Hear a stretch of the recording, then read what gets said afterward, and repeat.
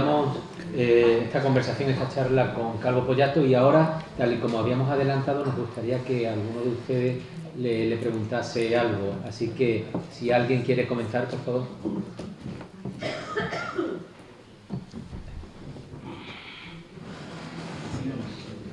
Está ahora la gente en frío. Bueno, pues entre tanto continúa a hablar, si te parece, y ahora ya cuando nos asentemos. Bueno, pues yo creo que otra pregunta que yo creo que bueno, puede venir bien es sobre qué personajes históricos, nos vamos a centrar ya no tanto en esos siglos que quizás sean los más atractivos para Pepe, finales del XVII y principios del XVIII, si nos centrásemos en la segunda mitad del siglo XX, ¿cuáles son algunos de los protagonistas históricos sobre los que podría edificarse una buena novela histórica? ¿Segunda mitad del 20? Del 20, más cercanos ya a tu época, o a nuestra época. Bueno, yo creo que hay algunos personajes que pueden tener un atractivo extraordinario.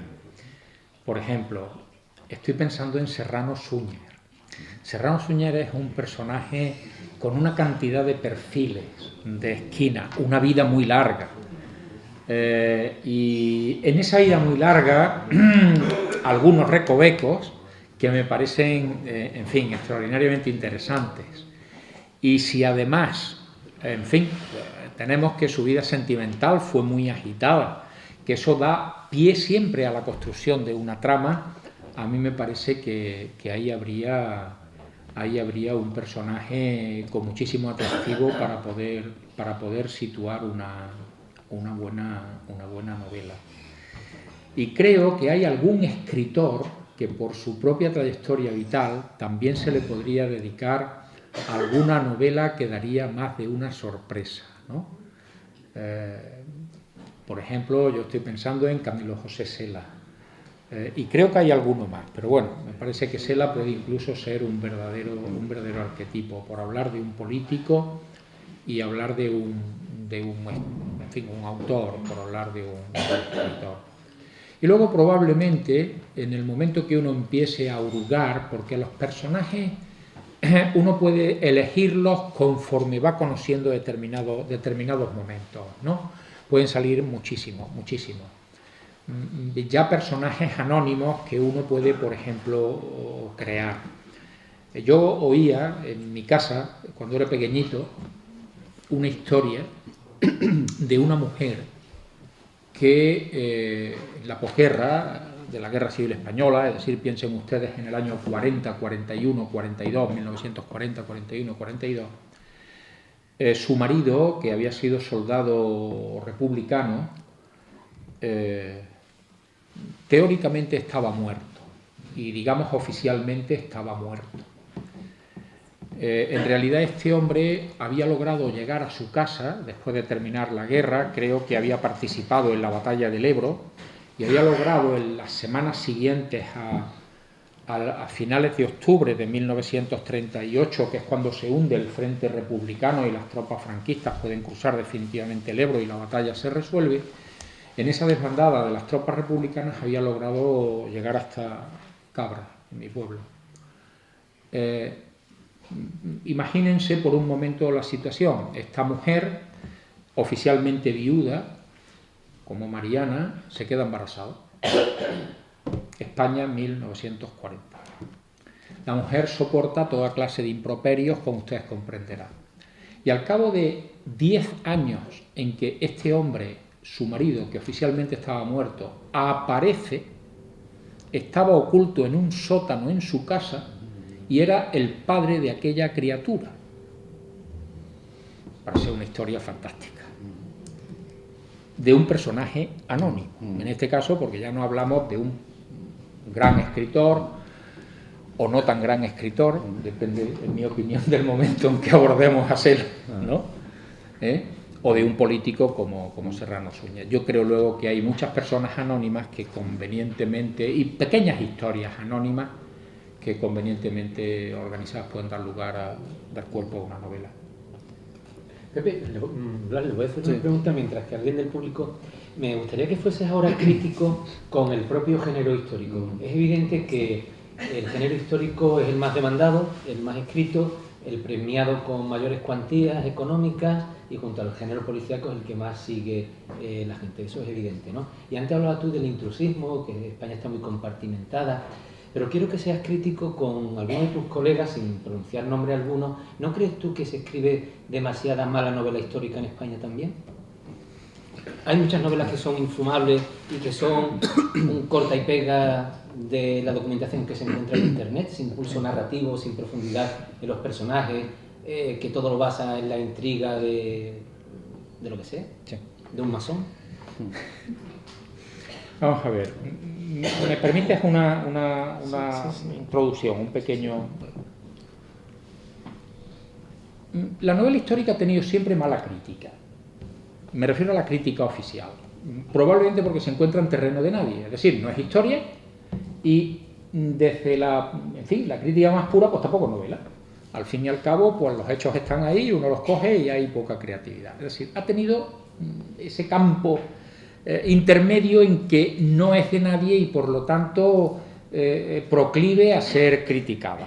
Y luego se produce un fenómeno que no ocurre en otros países, en España, digo, que es que lo que tiene éxito popular habitualmente es mal considerado por la crítica. Y resulta evidente que la novela histórica, como tú acabas de decir, goza del favor del público. Ustedes piensen cuántos géneros novelescos han ido pasando desde que en el año 1814 Walter Scott publicara Waverley, que está considerada la primera novela histórica moderna. Han pasado 200 años. Prácticamente no ha perdido el favor del público. Entonces vayan haciendo recorrido.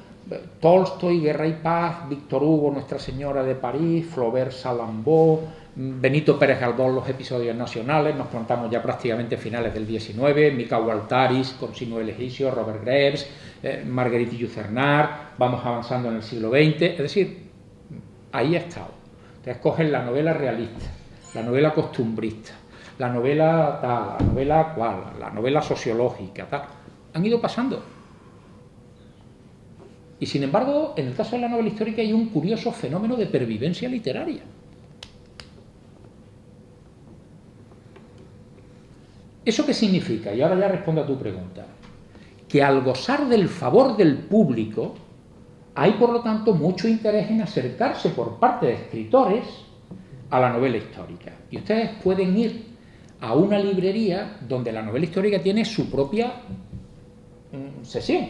Es decir, hay teatro, novela histórica, por la importancia que tiene. Y claro, uno se puede encontrar títulos bajo el epígrafe de novela histórica que verdaderamente pueden resultar abominables. Ahora, ¿es eso novela histórica? Esa es mi pregunta, entonces. Claro. ¿El Código da Vinci es una novela histórica? La pregunta me la hizo Jesús Vigorra en un programa tristemente desaparecido que se llamaba El Público Lee, que había en Canal Sur. Y yo le dije, en absoluto. Y me dijo Vigorra, el malvado, entre paréntesis, porque bueno, somos amigos, y vamos a ver qué opina el público. Sacó una entrevista y todo el mundo, ¿Código da Vinci? Sí, el Código da Vinci es una novela histórica. Y otro, y pum. Yo le dije, hombre, me podía haber avisado antes, ¿no? O sea, quedé peor que el cordobés en Pamplona. Pero no es una novela histórica. Yo sigo un poco la tesis de George Lucas cuando escribió su famoso ensayo sobre novela histórica, ¿no? En la novela histórica los acontecimientos no se pueden alterar, al menos tal y como nos los cuenta la historia. Vaya usted luego a ver si esa es la realidad o no la es, pero un acontecimiento no se puede alterar. Por ejemplo, cuando yo escribo Mariana, Los hilos de la libertad, lo que le pedía el cuerpo al novelista era salvarla, pero no podía. No podía falsificar el proceso histórico. Uno puede permitirse en la novela, hombre, determinadas libertades en el asunto, pero no falsear los hechos, tal y como ocurrieron. Pero dice Lucas, pero los personajes de ficción son legítimos y pueden compartir páginas con los personajes reales. que los personajes reales deben responder al perfil histórico o al perfil que la historia nos ha dado de ellos.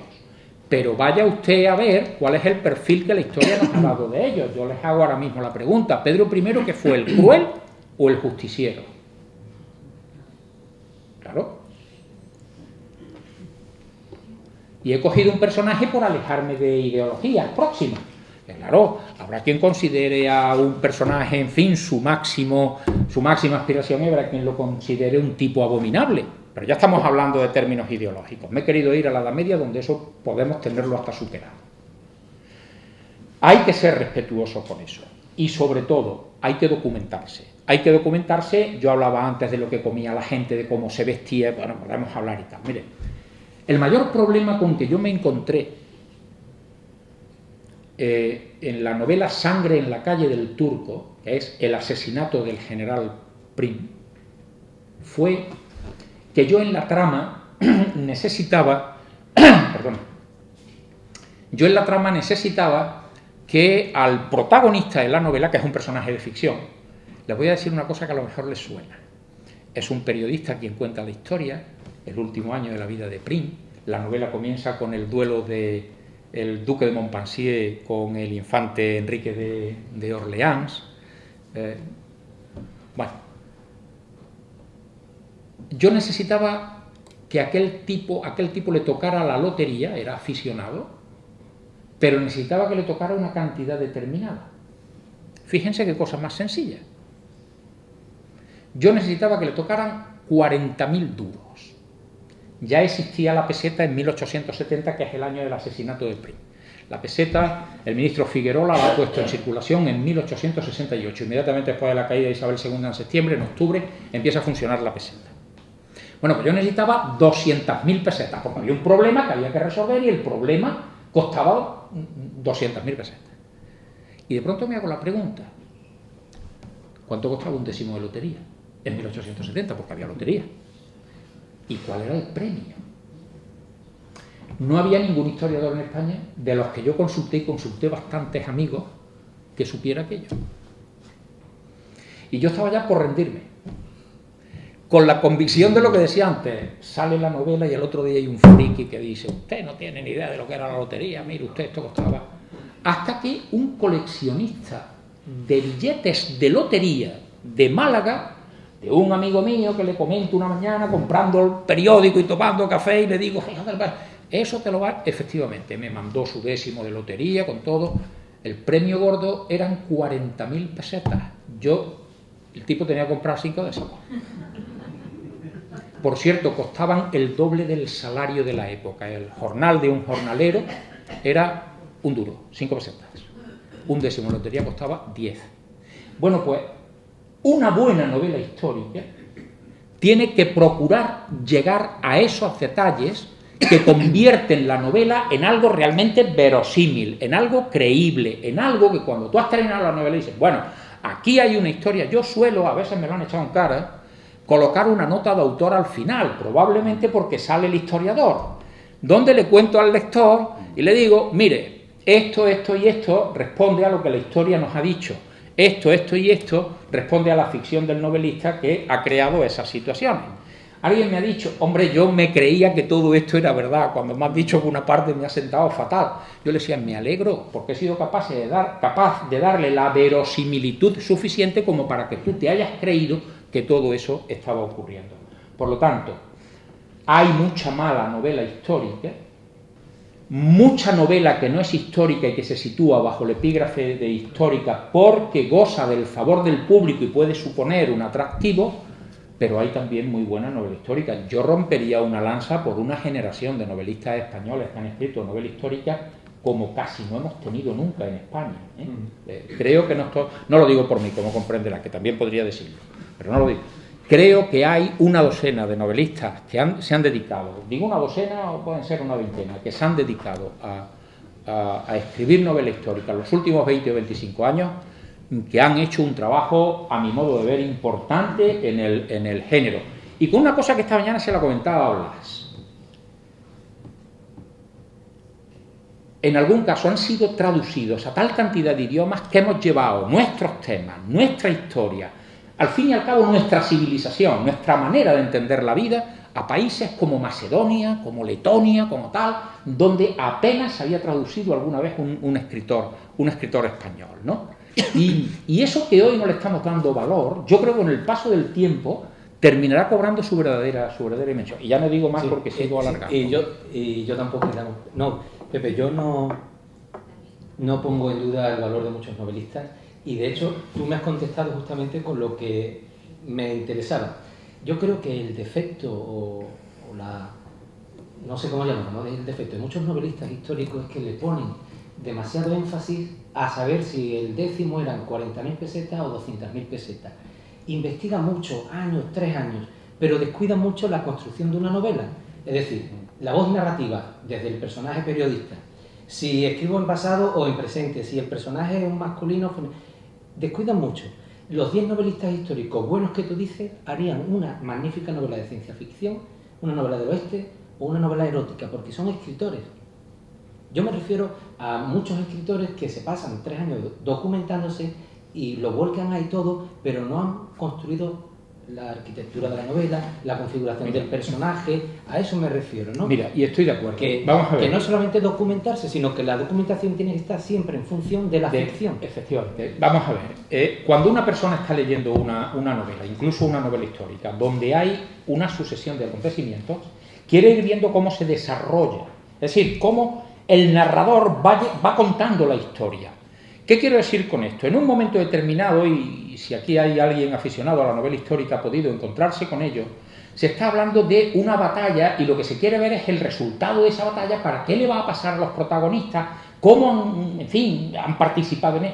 Y de pronto, como se ha documentado mucho, se pone a contar durante 8 páginas cómo era el armamento de una legión romana, desde las cáligas del pie hasta la punta del florón que llevaba encima del yelmo. Claro, eso se carga el ritmo narrativo. Claro. Entonces, yo estoy totalmente de acuerdo. Es decir, yo te puedo hablar por mí mismo, yo te he hablado antes de detalles, pero no puedes entrar a fondo en esa situación porque te cargas.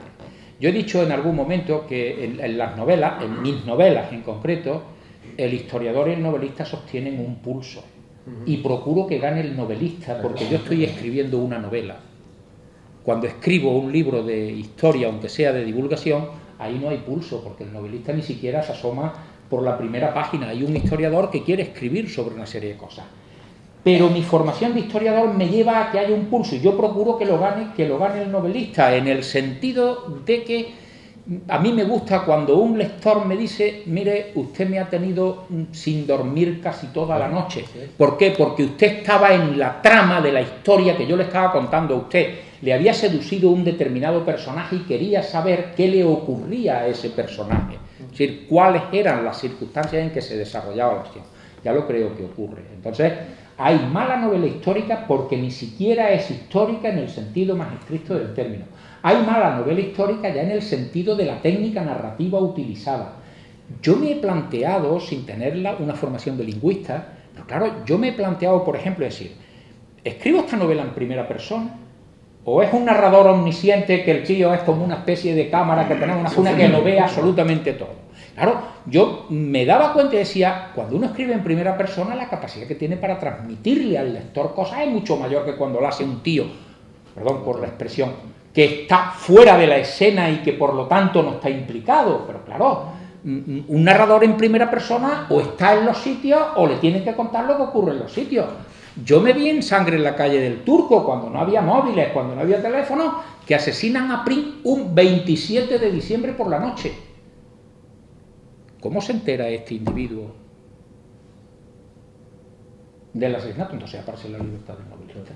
La libertad y claro, siempre yendo hacia la verosimilitud de la que tú hablas, ¿no? Pero a eso me refiero yo, que hay muchos novelistas que no se plantean estos problemas que son narrativos realmente. Totalmente de acuerdo. Sí, estamos. Anímense, hombre. El inalámbrico no funciona, bueno. Tiene que hablar fuerte. Vale, si hay alguna pregunta. Mira, en una novela histórica, lo importante, creo, para mí, yo leo un poco de novela histórica, lo importante es que los hechos históricos sean auténticos, verdaderos. puede haber ficción y personajes secundarios, tal y cual, en diálogo y tal, pero si me lleva a una conclusión de que el hecho histórico no es verdadero, ya no... Claro, no es novela histórica, será otra cosa, lo decía antes José Jurado. Vamos a ver, José Morales, perdón. Jurado Morales. Jurado Morales, que al final me he liado. El hecho no puede alterarse bajo ningún modo. Puede ocurrir que el hecho sea susceptible de interpretación, que eso ocurre en historia.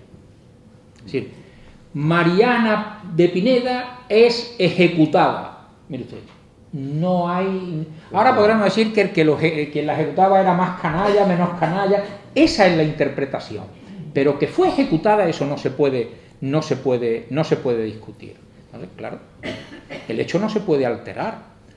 Claro, quien ha alterado los hechos históricos ha escrito otra cosa, ha escrito ucronía. Recuerden todos que una novela se llamaba, ahora me acordaré, pero comenzaba así, muchos recordarán. En el día de hoy, cautivo y desarmado el ejército franquista, las tropas republicanas han alcanzado sus últimos objetivos militares. La guerra ha terminado.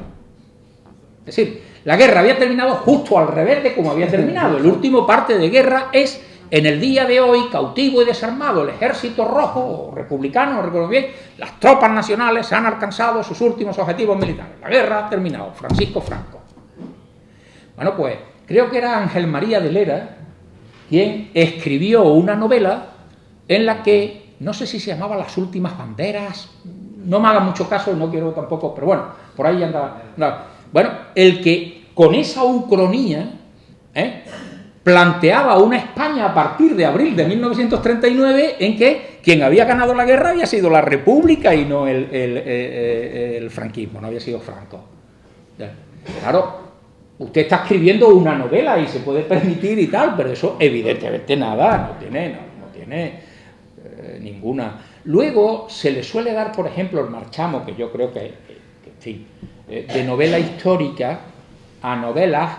Yo creo que todas las novelas con el paso del tiempo terminan siendo históricas, o por lo menos muchas de ellas. Por ejemplo, ¿qué mejor forma, literariamente hablando, ¿no?, de acercarse a la España de los años 40, del miedo, de la represión, del extrapello, de la miseria, de la pobreza, que La colmena de Camilo José Cela? ¿Pero escribió Camilo José Cela una novela histórica? No. ¿Que hoy es una novela que nos ambienta a una España de hace 70 años y que nos da unos perfiles históricos, a mi modo de ver, en ese Cela, que es el gran escritor? A mí me parece que sí. Toda la novela social de los 50, vista desde el 2015, ya podrían ser vistas, pero claro, yo creo que tiene que haber voluntad de escribir una novela histórica. Luego ahí hay mucho juego también.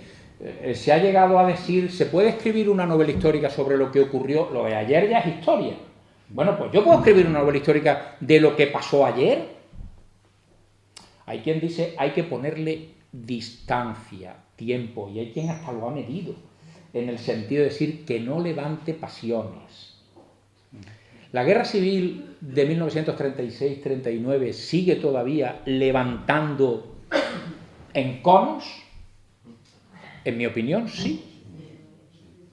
Bueno, en opinión de quien definía la novela histórica así, pues no deberíamos escribir, o no serían novelas históricas si están referidas a.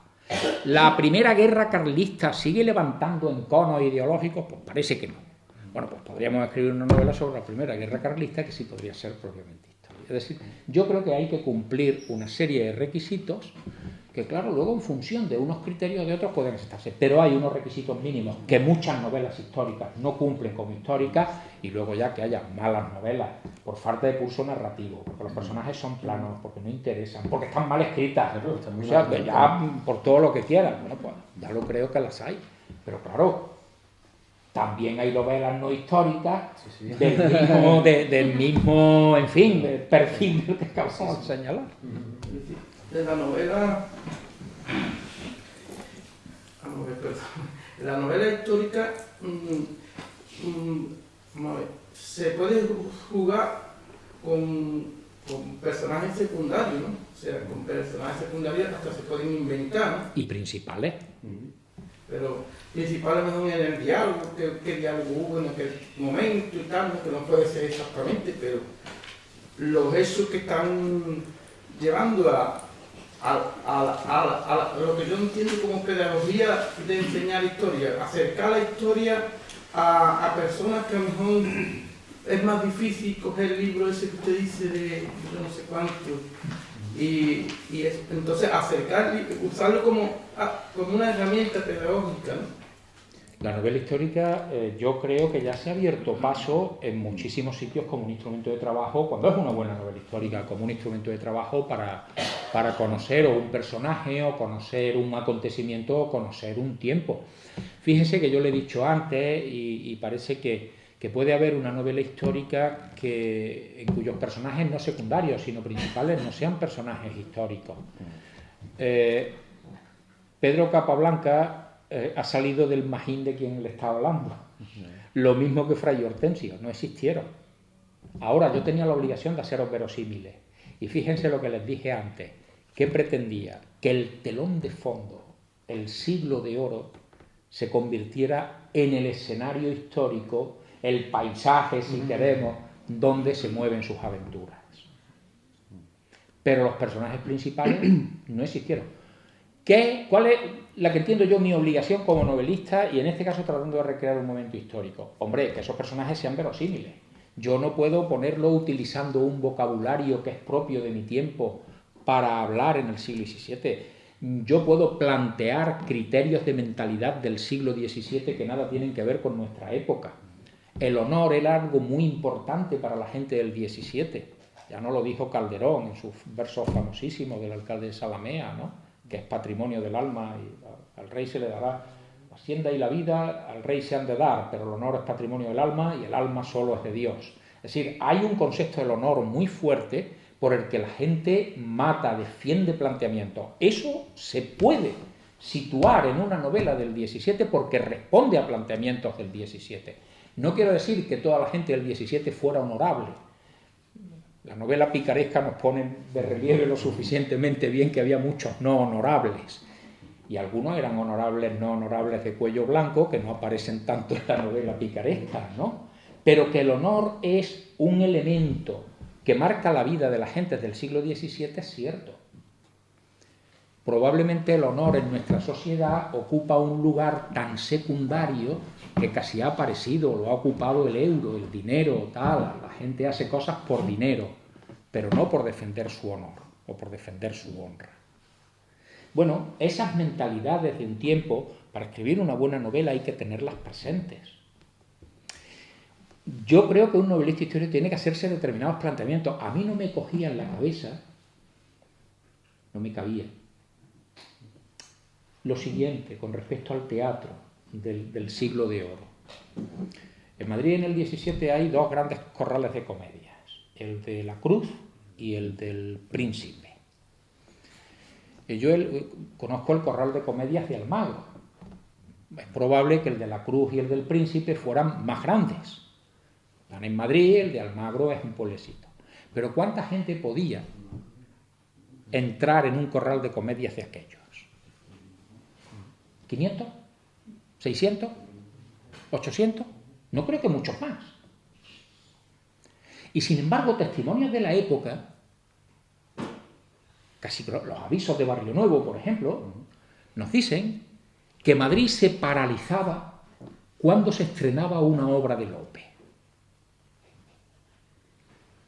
Y ahora llega la pregunta, en este caso hasta de alguien que está escribiendo una novela. Bueno, vamos a ver cómo se puede paralizar en Madrid, que tiene 300.000 habitantes en el siglo XVII, porque se va a representar una obra en un corral de comedia donde cogen 100, varios cientos. Claro, yo decía, ¿cómo se puede hacer verosímil esto? Yo ya le he dicho a un lector que Madrid tiene 300.000 habitantes, que se está estrenando una obra de Calderón y... Claro, bueno, pues tengo que buscarle... ¿Por qué? Porque me lo dicen contemporáneos. O me está engañando Barrio Nuevo cuando pone esos avisos, etcétera, etcétera, y entonces ya lo he hecho por alto absolutamente todo, tengo que buscarle una explicación. Y me encuentro otro cronista que me dice, mucha gente va al teatro a ver en la puerta a quienes entran. Y me acuerdo de los desfiles de la gente, de las actrices, de los actores, los grandes eventos. Aquello así, yo dije, ya está. Pero decía, se cierran los talleres, los oficiales abandonan los tajos, tal. Todo eso te lo va contando Barrio Nuevo.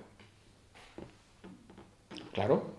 Y van a ver, porque no tenían los 2 reales que costaba pagar la entrada al teatro, a pesar de que hubiera, creo que se llamaban apretadores, ¿no? Allí para meter cuanta más gente mejor, ¿no? A sacar el dinero. Pero hay mucha gente que se ha agolpado en la puerta del teatro para ver entrar actores, actrices, en fin, a los grandes, porque claro, el teatro en el 17 es como el fútbol ahora.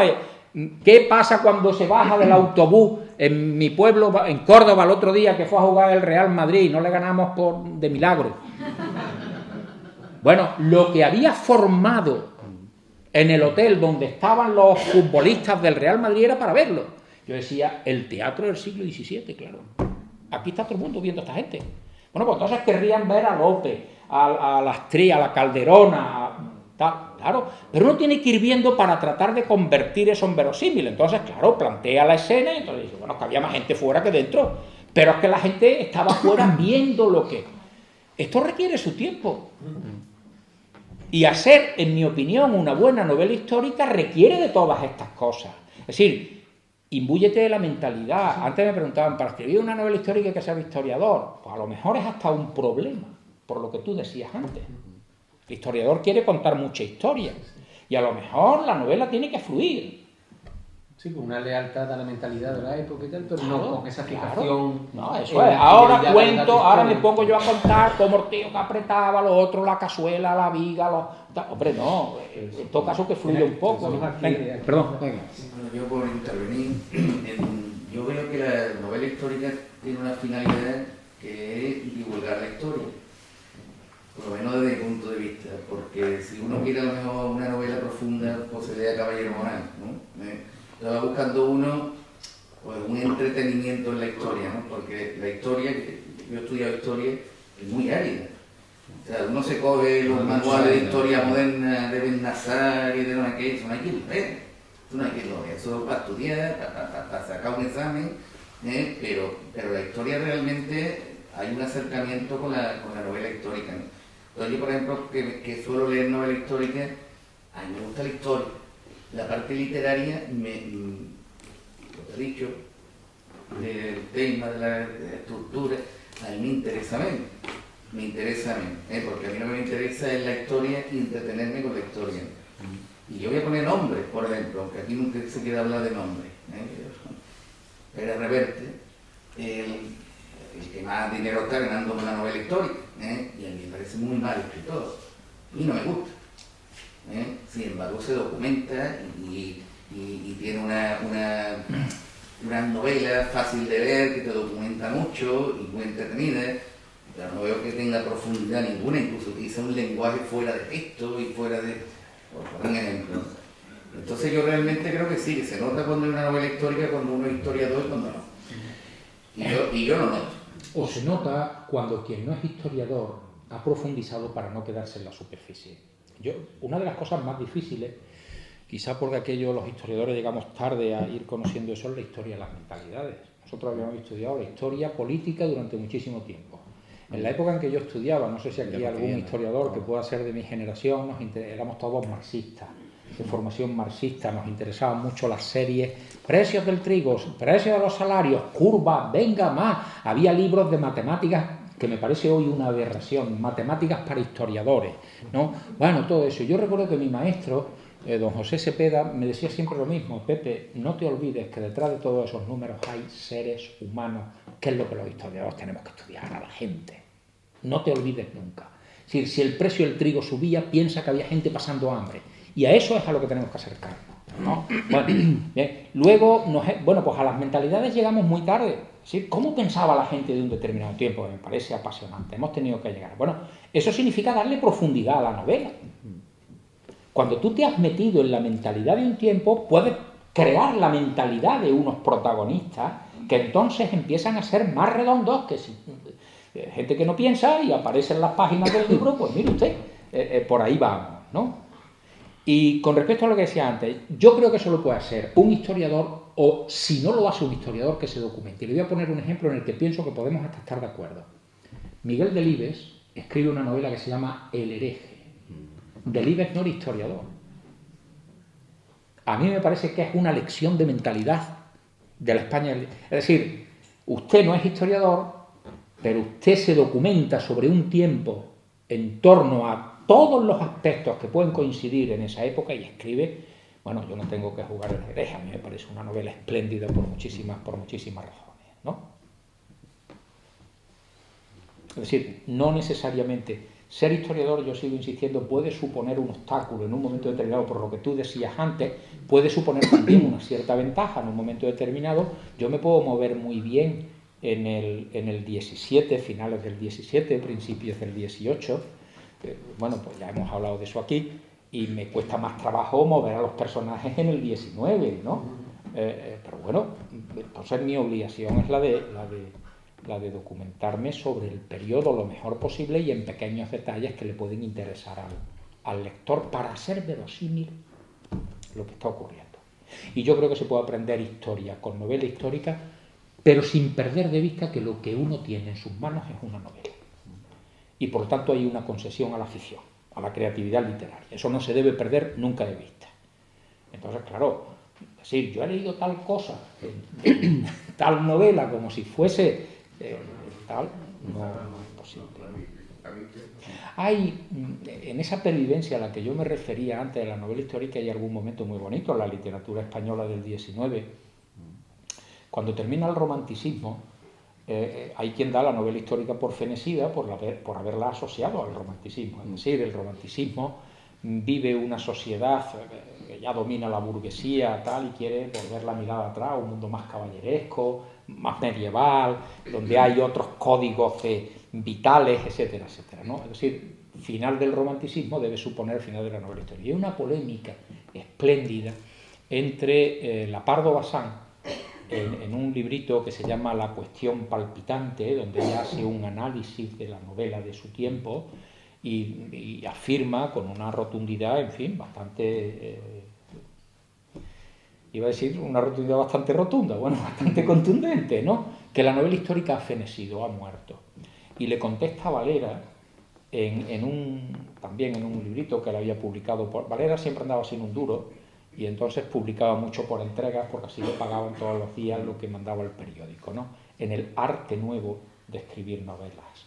Y dice Valera también taxativamente, la novela histórica no morirá nunca. Lo que pasa es que necesita, esto de lo que pasa es que necesita es mío, no de Valera, gran precisión arqueológica, decía él. Estamos hablando de la documentación. A mí me alegra mucho que fuera mi paisano el que ganara aquella discusión. Sí, pero de todas formas, ve ahí, el final del romanticismo mata a la novela histórica porque esos epígonos del romanticismo empiezan a escribir novelas de aventuras realmente con un marco histórico muy débil. Y son 4 caballeros como están en la Edad Media, pero sin documentación ninguno. Se llama novela histórica a un castillete medieval con un templario, y luego lo que interesa es una aventura que puede suceder en el 16 o en el 17. Es decir, Gil y Carrasco construye una buena novela con El Señor de Bembibre, pero luego hay muchos sucedáneos que terminan matando la novela porque no es realmente novela histórica, es novela de intriga, que es un poco lo que tú hablabas del Código da Vinci, que más histórico es quizás novela policíaca o de intriga o de aventura, ¿no? Bueno, yo pienso que relativamente. Ivanhoe es eso que tú acabas de decir. Por cierto, los templarios aparecen de malos siempre en las novelas de Ivanhoe. ¿Cuándo escribe Walter Scott de Ivanhoe? En 1819, 1820. No estamos hablando del final del romanticismo. Es decir, eso que tú estás diciendo de ayornar unas cosas y tal para darle un barniz y que aparezca y que podría ser en el 19, en el 18, en el 17, no está ocurriendo al final del romanticismo. Está ocurriendo, bueno, cuando el romanticismo en España ni siquiera ha empezado. Estamos hablando de 1819, de 1818, ¿no? Y en el momento en que está terminando el romanticismo, es cierto que hay novelas de esas, pero Flaubert escribe Salambó, que a mí me parece una novela extraordinaria, entre otras razones por las dificultades que Flaubert tiene, él mismo lo dice, para poder documentarse sobre los cartagineses. Salambó es una novela sobre Cartago, Salammbô es el nombre de una princesa cartaginesa. Y claro, decía Flaubert, todo lo que sabemos de los cartagineses lo escribieron los romanos. Claro. Entonces busca y busca y busca y rebusca para tratar de crear. Yo más bien diría que siempre ha habido mala novela histórica, pero que siempre, incluso al final del romance, ¿qué está escribiendo Pérez Galdós en 1870? Y 2 creo que comienzan la serie de episodios, 70, no me acuerdo muy bien, 70, 72, por ahí, hasta 1912, eso sí. Está escribiendo los episodios nacionales. Habrá quien diga, es que buena parte de esos episodios no son novela histórica. Cuando nos cuenta La noche de San Gil, por ejemplo, Benito, él es testigo de lo que está ocurriendo en La Puerta del Sol. Antes hemos dicho, hay que ponerle una cierta distancia. Bueno, pues entonces esa novela de Pérez Galdós no cumpliría ese parámetro. Él está escribiendo realmente sobre acontecimientos del 19, de los cuales él es contemporáneo de muchos de ellos. Cuando escribe la última entrega, Cánovas, él está allí. Cuando escribe sobre la muerte de Prim, sobre el asesinato de Prim, él es un profundo admirador de Prim, le dedica la gran ocasión perdida de haber, en fin, buscado otra España que podía caber entre los Borbones y la República, ¿no? Claro, bueno, pues ahora, ¿nos atrevemos a decir ahora que los episodios nacionales no son novelas históricas? Sí, todo esto es opinable, lo cual es muy bueno. Aquí nunca 2 y 2 son 4. Es la grandeza de la literatura o de la historia. ¿Quién continúa? ¿O Blas? O bueno, yo, hoy día, por supuesto, que la novela histórica es, digamos, la novela más mercantilista que hay, ¿no? Y entonces, claro, maneja gran parte del mercado. No sé, bueno, Pepe hizo un estudio sobre un poco la novela actual y en torno al 40-45% de lo que hoy día se vende es novela histórica. Y yo tengo una pregunta ya, más que como novelista, como persona que está en el mundo de la literatura y del mercado literario. ¿Hasta qué punto mandan en las novelas los autores y hasta qué punto mandan los editores? Porque bueno, surgió el tema del 2008, con todo el tema del bicentenario, ¿no?, de napoleónico y tal, y bueno, contaba el novelista que no hizo su aportación, ¿no?, sacó su novelita histórica, bueno, tú mismo, ¿no? Entonces, ¿mandan los editores o mandan los novelistas? Te dicen, Pepe, en el 2008 tú ya sabes que aquí se va a vender Napoleón y tienes que inventarte algo. ¿O eres tú el que dice, oye, que el 2008 y entonces eso es para mí beneficioso? Yo creo que, hombre, yo no puedo dar nada más que mi aportación personal, quizá la de algún colega que también conozco lo que él piensa y todo eso. A mí no me ha presionado, yo no me he sentido presionado nada más que una vez, y ahora os lo cuento, a la hora de escribir una novela. Cuando yo decido escribir Vientos de Intriga, se lo digo yo a mi editorial, me parece bien y tal. Lo mismo que cuando hace año y medio le dije, quiero escribir una novela sobre Gonzalo Fernández de Córdoba, sobre el gran capitán. Y además quiero sacarla en el 2015, porque en el 2015 hará 500 años que Gonzalo Fernández de Córdoba murió. Me han achacado algunos paisanos no haber situado ninguna novela en Córdoba. Y bueno, pues Córdoba va a tener su paisaje y su protagonismo en la novela de Gonzalo Fernández de Córdoba. Pero no quiero contar lo de siempre, quiero contar algo que se sabe poco del gran capitán, que fue su desencuentro con el rey Fernando. Piensen que Gonzalo Fernández de Córdoba fue virrey de Nápoles, virrey de un reino que había conquistado él. Cuando vuelve a España, el rey lo manda de sargento de la Guardia Civil a Loja, vamos, de alcaide a Loja, desterrado. Me interesaba el personaje, es decir, la reacción de dolor del personaje ante el tratamiento que le da un rey para el que ha conquistado un reino. Claro, y ya me permite jugar como novelista con las cuentas. Cuando el rey le pide cuentas y empieza a decirle 100 millones de ducados por componer campanas rotas de tanto doblar por las victorias de vuestras tropas dirigidas por mí. 100 millones de ducados para comprar perfume y soportar el hedor de los enemigos muertos en el campo de batalla derrotados por vuestras tropas dirigidas por mí.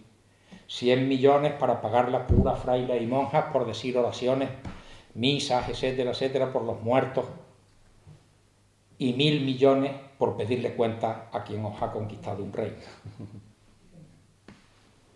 El personaje me parecía fascinante históricamente por muchas cosas, pero quería acercarme al desencuentro con el rey. Eso significa, en fin, que hay que darle voz al tío que por lealtad aguanta, pero está... Yo se lo planteo a mi editorial, y mi editorial me dice, me parece muy bien. Yo no sentí presión nada más que cuando estaba escribiendo Hipatia. Yo había empezado a escribir Hipatia mucho antes de que Amenábar... Yo no sé si Amenábar tenía pensado hacer Ágora. Pero a mí, que lo dije antes, que me han fascinado las mujeres que en un tiempo no se han, en fin, resignado a desempeñar el rol que la sociedad de su tiempo les tenía adjudicado, me atrajo Hipatia.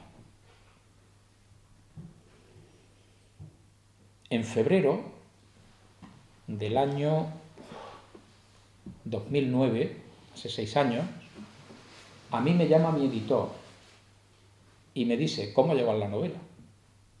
Esto ocurre con frecuencia. Vamos, ¿cómo va la cosa?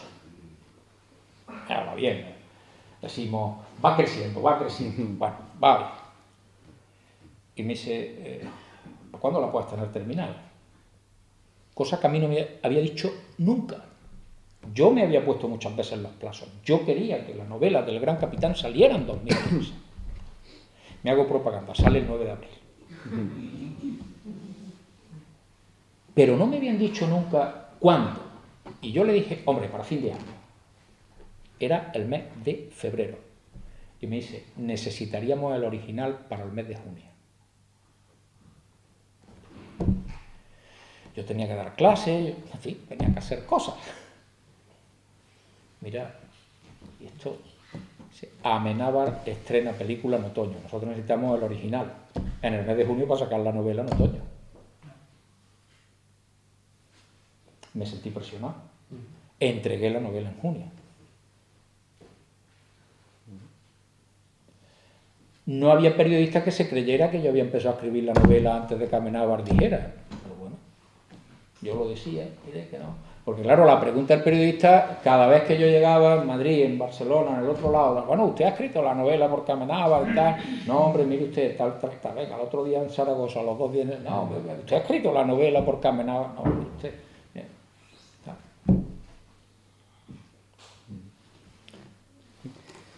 Cuando salga un libro mío este año, probablemente este año, y ocurra una historia, habrá quien diga que también es porque hay una película de por medio, pero bueno. Y hablabas de tu caso, ¿no? Pero que a lo mejor podías decir algo de otros colegas. Las editoriales marcan temas que están de moda, influye o sugieren a los novelistas que escriban de esta forma u otra. Eso sí. ¿Puede haber una mediación o tampoco que tú sepas? Yo la relación con la editorial es la relación con el editor.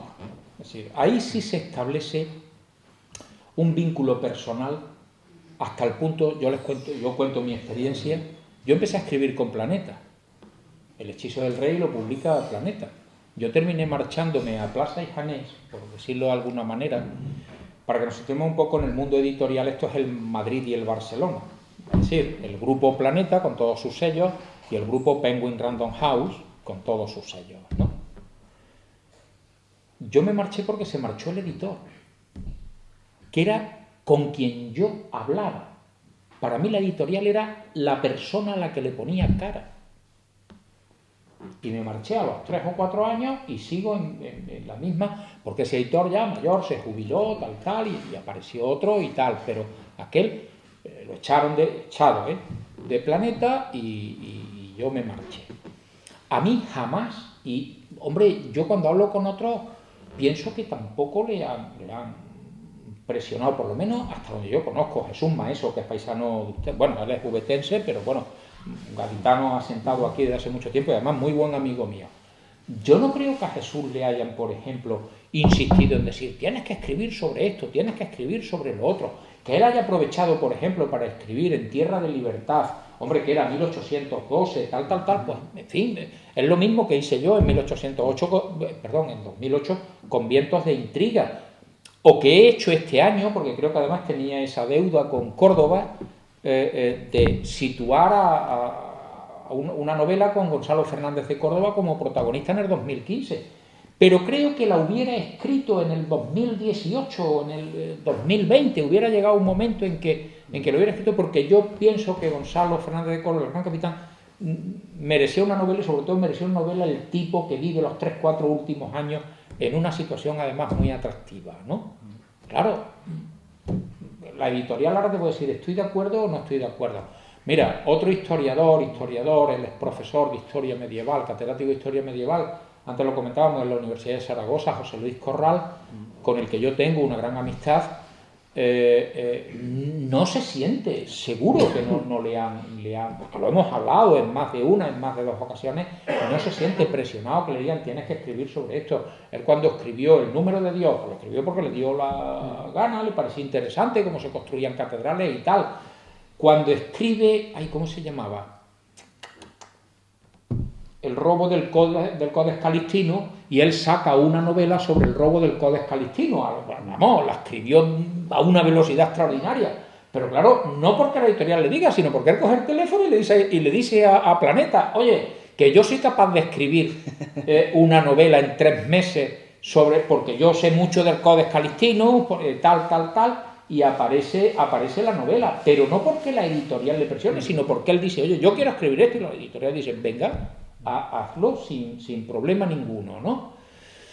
No sé si en algún momento alguien se haya sentido presionado, pero yo, la experiencia que tengo y la experiencia que conozco de algunos amigos míos, y ya he señalado un par de nombres, no, incluso en novela más esotérica, vamos a llamarlo así, como en el caso de Javier Sierra, yo sé que tampoco se ha sentido presionado en absoluto para escribir El maestro del Prado, o cuando escribió La cena secreta, o cosas de este tipo. A él le gustan esas historias donde el asunto esotérico, por llamarlo probablemente, como él, le atraen, y escribe sobre ellas con mucho éxito, por cierto. Una pregunta no es de novela, sino de historia. Te he hablado de que cuando llegó Felipe V, digamos, el concepto de gobierno central fue cuando se hizo, ¿no? Sí. Sin embargo, hay un hecho de que la que fundó España, o la que fundó la idea de España, fue los Reyes Católicos. Y ahora yo pregunto, desde los Reyes Católicos, que fue en finales del siglo XV, 1400, hasta 1700, que hubo una juxtaposición de reinos, o cómo fue eso. Mire, yo creo que durante mucho tiempo se habló mucho de una unidad de España en un criterio centralista, y cuando los Reyes Católicos constituyen la monarquía hispánica, Aragón sigue siendo una corona que tiene una estructura política diferente a la de Castilla. Le voy a poner un ejemplo muy simple, pero creo que nos servirá para entendernos. Los barcos aragoneses no podían comerciar con América, con las Indias, porque eran monopolio de la corona de Castilla. Curiosamente, es Felipe V el primero que autoriza a barcos catalanes a comerciar con América, cuando jura los fueros catalanes en 1702. Para que luego se cuenten historias. Esto, en fin, dicho así entre paréntesis. ¿Qué ocurre? Que el modelo de Estado que se instaura con los Reyes Católicos es un modelo donde cada una de las unidades que integran el Estado mantiene su estructura política, administrativa, judicial, gubernativa. Antes me he referido a esos consejos de Aragón, de Castilla, que son los máximos órganos de gobierno de la monarquía. Por encima de todos hay un órgano supremo que es el Consejo de Estado, que sería una especie de, en fin, de elemento culmen que trata ya de los asuntos que afectan tanto a una corona como a otra, es decir, a los dominios de la monarquía en su conjunto.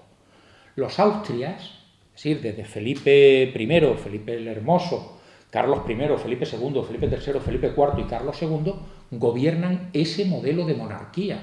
Aragón tiene sus leyes, Aragón tiene su estructura de gobierno, Aragón tiene su propio aparato judicial, que nada tiene que ver con Castilla, como Nápoles, como Flandes, como tal. Cuando llega Felipe V inicia su gobierno, su reinado, respetando el sistema establecido por los Austrias. Es decir, él acude a la corona de Aragón, acude a Zaragoza, acude a Barcelona y jura los fueros. Por eso, cuando se produce la rebelión catalana de 1704, que es la primera, Felipe V los considera unos traidores. Porque la idea de la corona de Aragón es una monarquía de pacto. Tú eres nuestro rey, pero tú tienes que respetar nuestros usos, costumbres, leyes, etcétera, etcétera. Y Felipe V fue a Barcelona a jurar que respetaba eso. Ya les he dicho que es la primera vez que barcos catalanes pueden comerciar con América, a partir de 1702. Cuando los catalanes se sublevan en 1704 han roto el pacto, según Felipe V y según yo. Pues claro, ustedes han proclamado al archiduque Carlos con el nombre de Carlos III, por lo tanto, ustedes han roto el pacto que cuando yo vine a jurar los fueros dejamos establecido. A partir de ese momento considera que Cataluña y Aragón en general, la corona de Aragón, porque se subleva Cataluña, se subleva Aragón, se subleva Valencia, se sublevan las Islas Baleares, en general toda la corona de Aragón está más en el bando del archiduque Carlos que en el de Felipe V, básicamente, y no es todos los castellanos, todos los aragoneses, no, pero mayoritariamente castellanos, mayoritariamente aragoneses están en un bando y en otro. En ese sentido, la guerra de sucesión es una guerra civil. Felipe V va a considerar que toda la corona de Aragón va a formar parte de su reino por derecho de conquista. Y como ya es un territorio que ha conquistado por la fuerza de las armas, no respeta los fueros y promulga los decretos de nueva planta. En 1707 para Valencia, en 1710 para Aragón, en 1714 para Cataluña y en 1715 para las Islas Baleares. Y los decretos de nueva planta significaban que el modelo de gobierno, de aplicación de justicia, de estructura administrativa, de gobernación de los territorios, era el castellano. Se trasladan a la corona de Aragón las formas de gobierno de Castilla. Se ha centralizado el Estado. En el marco de una guerra, por lo que acabo de deciros. No sé si he respondido a la pregunta, pero en esencia y dicho de manera muy rápida, fue eso. Cuando en Cataluña uno dice que los fueros no estuvieron en peligro cuando Felipe V se convirtió en rey, sino que los juró, juran en arameo. Pero en realidad lo que hay es una ruptura del pacto por parte de Cataluña. Dicho más académicamente, casi me tienen que sacar de la Pompeu Fabra porque me iban a matar.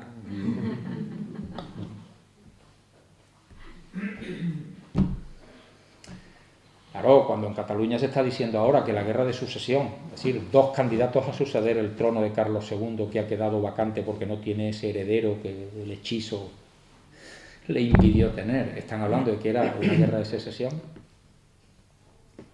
Cuando uno coge las últimas palabras, no ya de quien le rinden homenaje el 11 de septiembre, que es a Rafael de Casanovas, que luego fue abogado de los reales consejos de Felipe V en la aplicación de la institución castellana en Cataluña, sino a Villarroel, que es el general que defiende Barcelona hasta el último momento, en defensa de unas ideas, dice: estamos luchando por la libertad de España. Eso dice Villarroel en el día que se va a producir el último asalto de las tropas borbónicas, cuando ya se apoderan de la ciudad. Y él, arengando a los soldados catalanes que están en la muralla defendiendo, dice: estamos luchando por la libertad de España. Diga usted esto en Cataluña. Pero eso fue lo que dijo, escrito en las crónicas de 1714. No. ¿Te parece una última pregunta y terminamos, Pepe? Si os parece, ¿no? Con una... No, yo lo que queráis, yo he venido a Jerez a esto. Bueno, yo un poco aprovechando, ya un poco saliéndonos de tu narrativa y como conocedor de la novela histórica y un poco para abrocharnos el tema que nos trae aquí, paisajes y personajes de Andalucía, desde tu punto de vista, ¿cuáles son las mejores novelas históricas, aparte de las tuyas que ya lo son, más sobresalientes sobre Andalucía o personajes de andaluces en el siglo XXI? producciones, puede estar ahí el de Alfonso Falcones, ¿no? La mano de Fátima, bueno, por decir una, ¿no? O sea, desde tu punto de vista. Yo creo un gran que, conocedor de... y no tanto porque sea amigo mío, que ya lo he confesado antes, a mí me parece una novela espléndida, En tierra de libertad. Jesús Maeso dibuja el Cádiz de 1812, 1800, de una manera espléndida, por lo tanto, y creo que hay un paisaje, unos personajes, una ambientación que me parece extraordinaria. Me parece muy buena, es algo más antigua, una novela de Juan Eslava Galán que se llama En busca del unicornio, que de alguna manera es una expedición de andaluces que van en busca también de un remedio mágico para otro monarca que tiene problemas de impotencia, ¿no? Alguna vez Juan me ha dicho, bueno, tú lo del rey hechizado me lo copiaste a mí porque la historia es la misma. Digo, hombre, no, ha pasado 200 años entre uno y otro. A la hora de mover los personajes también me parece una novela histórica muy interesante, ¿no? Me parece una buena novela, se escribieron varias, pero yo creo que la mejor es la de 1805, salió la novela de Corral, Trafalgar. Se escribieron más. Yo creo que Trafalgar de José Luis Corral es una novela espléndida a la hora de volver a situar el paisaje del Cádiz, que está viendo cómo se desarrolla ese combate que él va recreando una y otra vez. Y también me parece una gran novela, la de Jesús Sánchez Adalid, de El mozárabe, ¿no? Que también está ambientada. Y luego algún escritor extranjero, el de Los cipreses de Córdoba, que también me parece, era Gilman, no lo recuerdo muy bien. Los cipreses de Córdoba, me parece que también hay una recreación muy buena de la Córdoba de aquel tiempo. Hay también una novela de Serrano, de José Luis Serrano, sobre la descomposición, la fitna, ¿no? La descomposición del califato de Córdoba y la aparición de los reinos de Taifa, que creo que también refleja, aparte de que se invente un poco, el libro se llama La Alhambra de Salomón, y él habla, bueno, de que ahí hay una base de un templo judío sobre el que luego se levanta, ahí hay un juego de ficción, pero como va explicando cómo se descompone el califato, cómo ya los cordobeses son incapaces de mantener unido el territorio de Al-Ándalus y van surgiendo reinos de taifas en un sitio y en otro, a mí me parece que esa escena de la descomposición es buena. Yo creo que hay novelas muy buenas en ese sentido, además de las mías, claro. Bueno, pues con este colofón de recomendaciones podemos terminar. Muchas gracias, Blas. Muchas gracias, Pepe. Y justamente la próxima sesión contará con Jesús Maeso y con Manuel de la Red, así que tomará tu testigo. Muchas gracias.